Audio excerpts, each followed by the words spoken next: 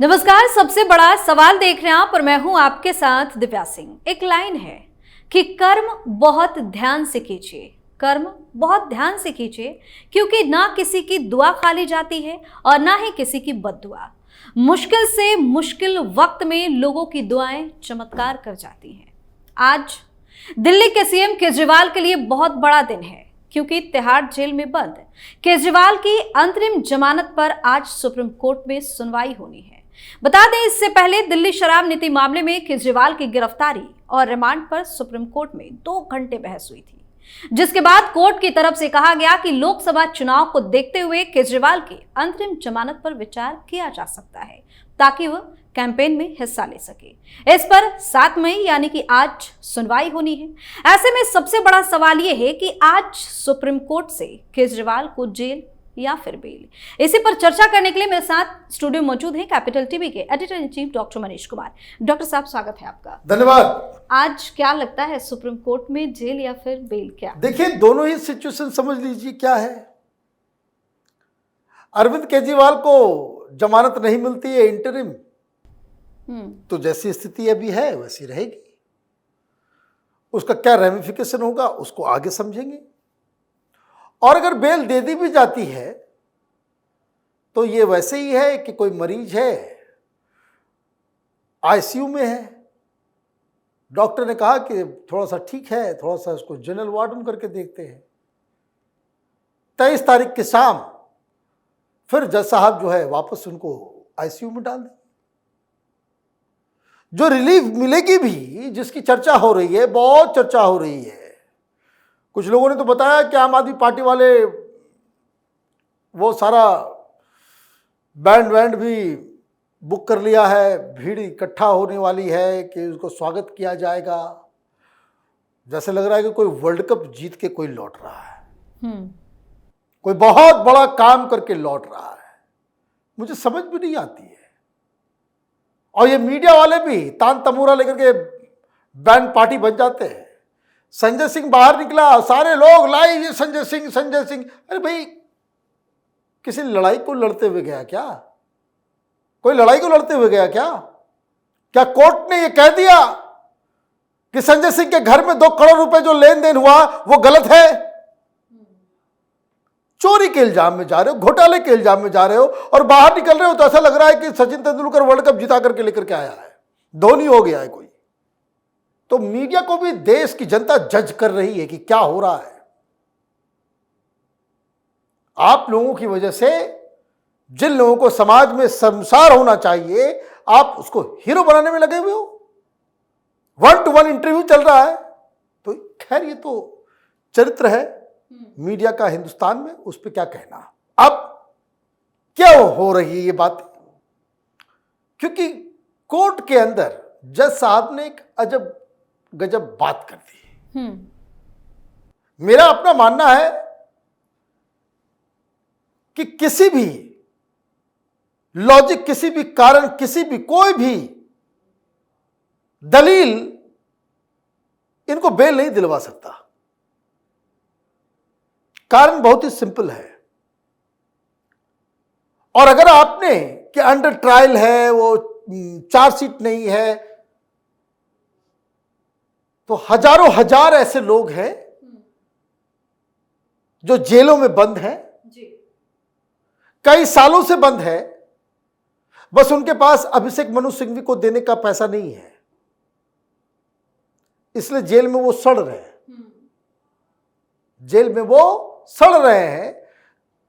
तो supreme court का ऐसा फैसला कि चूंकि आप नेता हैं, किसी पार्टी के नेता हैं, उसके अध्यक्ष हैं, तो एक क्रिमिनल केस में, घोटाले के केस में, मनी लॉन्ड्रिंग के केस में वो जेल के अंदर हैं। वो भी किस में? भाई जज साहब ही ने तो भेजा है ना उनको। ये जुडिशियल कस्टडी है, जज के कहने पे वो है। और सुप्रीम कोर्ट ये कहेगा कि नहीं भाई, उसको 23 तारीख तक के लिए दे दो, क्योंकि उसको कैंपेन करना है।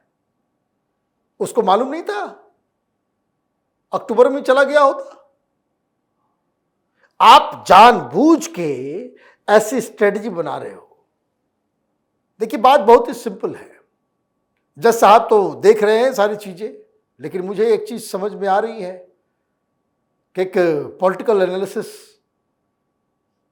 इसकी होनी चाहिए कि भाई इस तरीके से जो कोर्ट का इस्तेमाल अपने पॉलिटिक्स को फर्दर करने के लिए, कोर्ट का इस्तेमाल अपने आप को मीडिया में छाए रखवाने के लिए, कोर्ट का इस्तेमाल प्रोपेगेंडा करने के लिए, कोर्ट का इस्तेमाल, आप ये बताइए,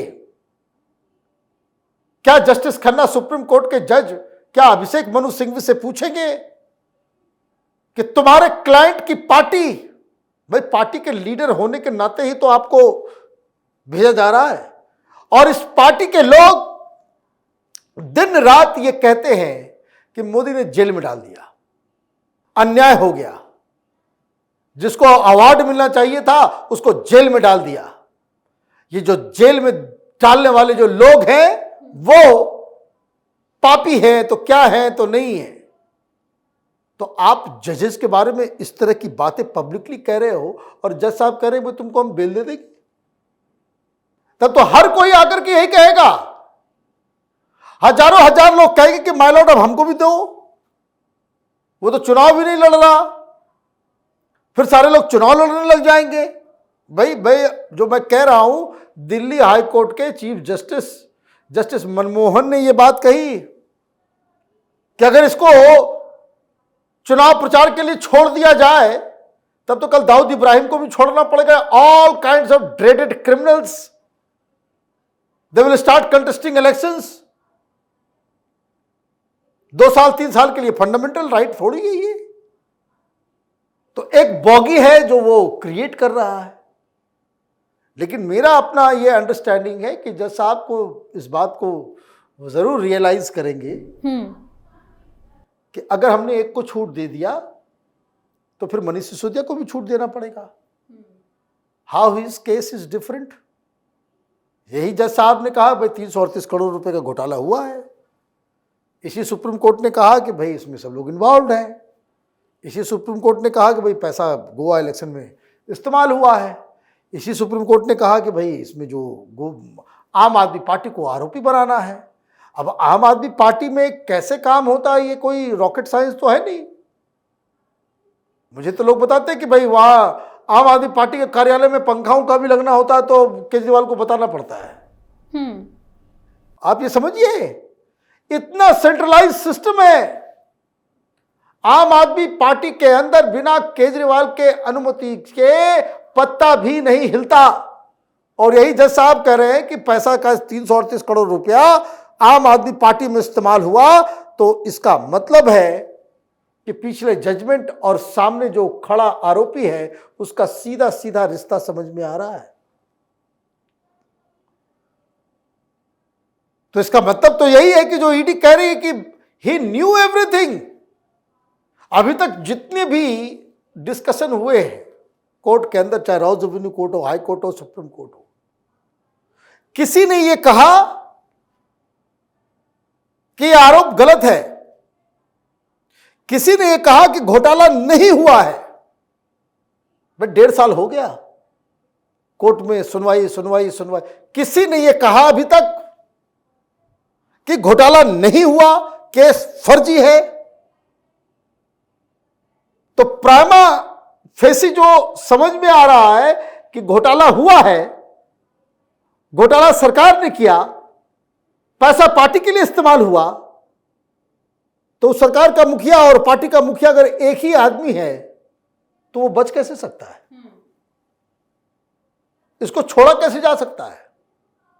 और अगर छोड़ने की बात हो जाएगी तो फिर बाकी लोग भी कहेंगे, जैसा कि जस्टिस मनमोहन ने कहा कि भाई अगर एक को इस तरह से छोड़ोगे तो सबको तो भरमार लग जाएगा। तो फिर यही जो लग रहा है कि 2 केसेस हो सकते हैं, अगर बेल मिलेगा भी, जज साहब बहुत ही कंसिडरेट भी हो गए, तो ये 25 तारीख को पोलिंग है, 23 तारीख को प्रचार खत्म हो जाएगा, तो 23 तारीख के शाम तक के लिए बेल मिल सकता है, उससे भी कोई फर्क नहीं पड़ने वाला। और अगर नहीं मिलता है तो फिर जैसी स्थिति है वैसी स्थिति बनी रहेगी। बहुत बहुत धन्यवाद सर तमाम जानकारी। धन्यवाद। तो आज सुप्रीम कोर्ट में क्या होगा ये सोचकर केजरीवाल रात भर बेचैन रहे हैं, क्योंकि केजरीवाल की तरफ से अब हर तरकीब आजमा ली गई है। ऐसे में केजरीवाल को डर सता रहा है कि अगर आज कोर्ट के तरफ से फैसला हक में नहीं आया तो मुसीबतें और ज्यादा बढ़ने वाली है। सबसे बड़ा सवाल मैं आज लेता ही, अगर आपने अभी तक हमारे चैनल को सब्सक्राइब नहीं किया है तो सब्सक्राइब कर लीजिए, हमारे वीडियो को लाइक कीजिए, शेयर कीजिए, हमारे वीडियो पर कमेंट करके जरूर बताएं कि आपको हमारी खबर कैसी लगी। धन्यवाद।